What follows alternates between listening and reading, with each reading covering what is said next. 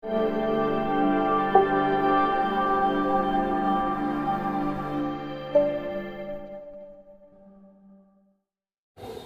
મુદ્દો એ છે કે પરસોત્તમ રૂપાલાએ ક્ષત્રિય સમાજ રાજવીઓ વિરુદ્ધ જે વિવાદિત નિવેદન કર્યું અને નિવેદન પણ ક્ષત્રિય સમાજ યા રાજવીઓએ રોટી બેટીનો વ્યવહાર કર્યો, આ પ્રકારનું એનું અભદ્ર નિવેદન ક્ષત્રિય સમાજની વિરુદ્ધ, અને જેના થકી આજે ક્ષત્રિય સમાજ આક્રોશિત થયો છે.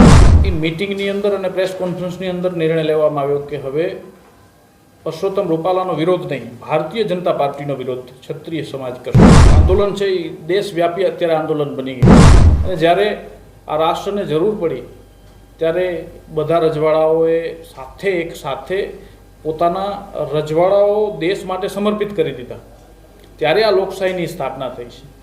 આ રાષ્ટ્ર માટે, આ દેશ માટે ક્ષત્રિય સમાજના બલિદાનો છે, જેના નામે અત્યારે ભારતીય જનતા પાર્ટી મત માંગતી હોય. ક્ષત્રિય કોને કહેવાય એનું જો વિશ્લેષણ કરવું હોય ને, તો કોઈના માટે, કોઈ પીડિત માટે, કોઈ દુઃખી માટે, કોઈ અબળા નારી માટે, ગાયો માટે પોતાના પ્રાણોની આહુતિ આપીને પણ એને બચાવવા માટે લડે, એને ક્ષત્રિય કહેવાય. અત્યાર સુધી આપણે જોયું છે કે મૂળ જે વિવાદ ચાલે છે એનો મુખ્ય મુદ્દો શું છે? મુખ્ય મુદ્દો એ છે કે પરસોત્તમ રૂપાલાએ ક્ષત્રિય સમાજ રાજવીઓ વિરુદ્ધ જે વિવાદિત નિવેદન કર્યું, અને નિવેદન પણ હું આપને જણાવી દઈશ. નિવેદનનો જે મતલબ આપણે એને મિનિંગ ગણીએ તો મિનિંગ ખાસ કે અંગ્રેજોના શાસન વખતે અંગ્રેજોના જે દમન હતું એ દમનથી બચવા ક્ષત્રિય સમાજ યા રાજવીઓએ રોટી બેટીનો વ્યવહાર કર્યો, આ પ્રકારનું એનું અભદ્ર નિવેદન ક્ષત્રિય સમાજની વિરુદ્ધ, અને જેના થકી આજે ક્ષત્રિય સમાજ આક્રોશિત થયો છે અને એક માંગ રાખી કે પરસોત્તમ રૂપાલાની ટિકિટ ભારતીય જનતા પાર્ટી રદ કરે, પાછી ખેંચે અને એની જગ્યાએ કોઈક અન્ય ઉમેદવારને ત્યાં ટિકિટ આપે, અન્ય ઉમેદવારી કોઈ પણ ઉમેદવારી કરે. ઘણા દિવસથી માંગ ચાલી રહી હતી. છેલ્લે લગભગ 19 તારીખે સંકલન સમિતિએ મિટિંગ કરી, ત્યાર સુધી ક્ષત્રિય સમાજની કોઈ માંગ ન સ્વીકારી. ત્યારે એ મિટિંગની અંદર અને પ્રેસ કોન્ફરન્સની અંદર નિર્ણય લેવામાં આવ્યો કે હવે પરસોત્તમ રૂપાલાનો વિરોધ નહીં, ભારતીય જનતા પાર્ટીનો વિરોધ ક્ષત્રિય સમાજ કરશે. ભારતીય જનતા પાર્ટીનો ક્ષત્રિય સમાજ બહિષ્કાર કરશે, અને એની સામે જે પણ સક્ષમ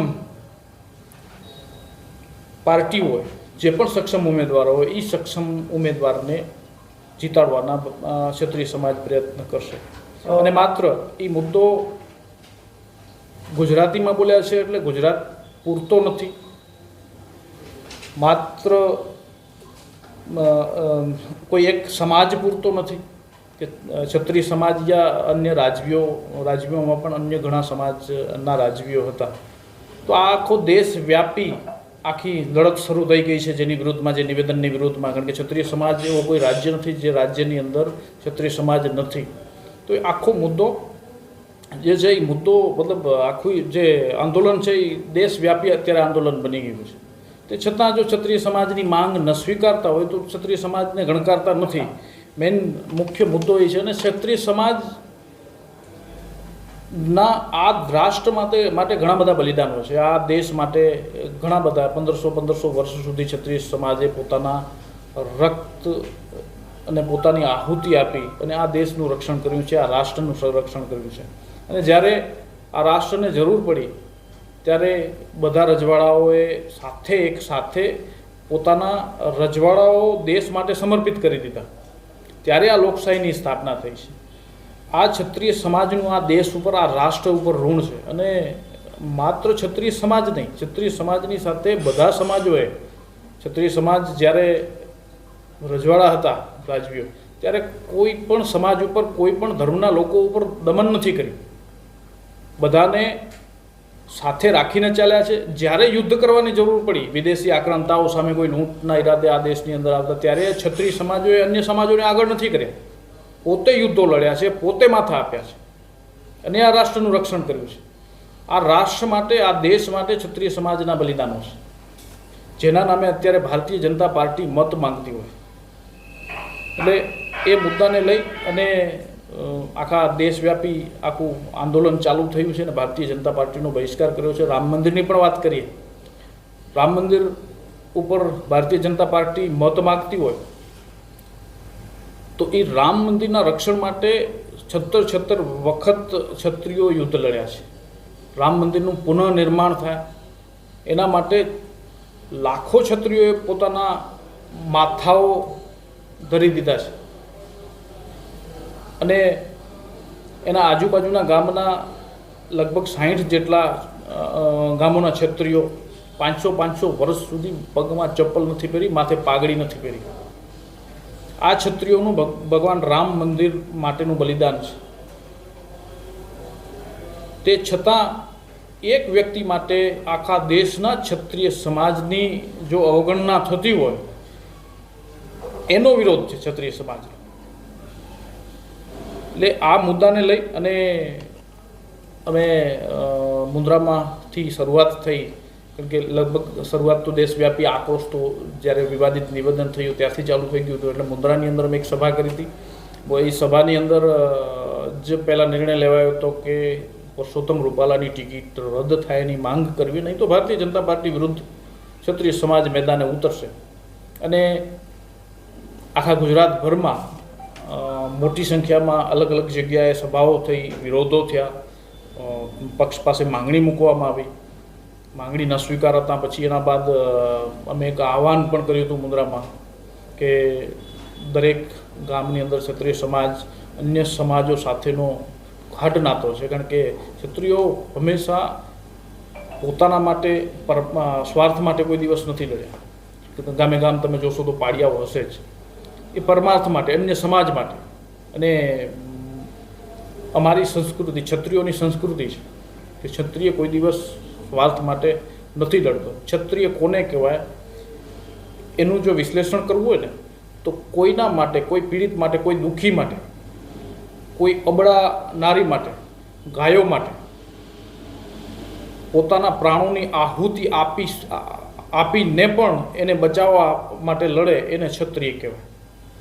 એટલે એ અમે ધર્મનું પાલન કર્યું છે. એટલે દરેક સમાજ સાથેનો અમારો ગાઢ નાતો છે અને એ સમાજ સાથે ક્ષત્રિય સમાજ જે ગામનો છે એ ગામે મિટિંગો યોજી સર્વ સમાજે સહમતિ દાખવી અને બધાએ ભાજપનો ચૂંટણી પ્રચારનો બહિષ્કાર સાથે સાથે ભાજપ વિરોધી મતદાન કરવું એવો નિર્ણય લેવામાં આવ્યો. અને અત્યારે તમે જુઓ છો કે આખા કચ્છની અંદર કોઈ પણ ક્ષત્રિય સમાજના ગામની અંદર ભારતીય જનતા પાર્ટીની કોઈ પણ મિટિંગ કે કોઈ પણ સભા થઈ નથી. અને લગભગ આખા ગુજરાતમાં અને દેશ લેવલે પણ આ આંદોલન વ્યાપી ગયું છે. મુન્દ્રા તાલુકા આખાની અંદર ભારતીય જનતા પાર્ટીની લગભગ ક્યાં મિટિંગ કે ક્યાં સભા થઈ નથી. એટલે આ આંદોલન એટલો મજબૂત અને ચરમસીમાએ છે. તે છતાં આમની ઊંઘ ઉડતી નથી. અને આવતીકાલ લગભગ ફોર્મ ખેંચવાનો છેલ્લો દિવસ છે, ત્યાં હજી સુધી કોઈ પણ આ બાબતે નિર્ણય લેવાય એવી શક્યતાઓ દેખાતી નથી. ફરીથી અમે એક આજે એના બાદ અમે મુન્દ્રામાં એક મોટી સભા, એમાં સર્વ સમાજોને આમંત્રિત કર્યા હતા, સમાજના પ્રમુખોને પણ આમંત્રિત કર્યા હતા. સમાજના પ્રમુખોએ, અન્ય સમાજના આગેવાનોએ ત્યાં જાહેર મંચ ઉપરથી અમારી સાથે છે, ક્ષત્રિય સમાજ સાથે છે, એમનો આખો સમાજ એવી પણ ખાતરી આપી હતી. અને લગભગ બધા સમાજો સાથે અમે મિટિંગ પણ કરી લીધી છે. સમાજના પ્રમુખો સાથે પણ મિટિંગ કરી લીધી છે. એમણે પણ ખાતરી આપી છે કે આ અસ્મિતાની, આ સ્વાભિમાનની લડાઈ માત્ર ક્ષત્રિય સમાજની નથી, દરેક સમાજની છે. કારણ કે ક્ષત્રિય સમાજે દરેક સમાજ માટે બલિદાનો આપ્યા છે.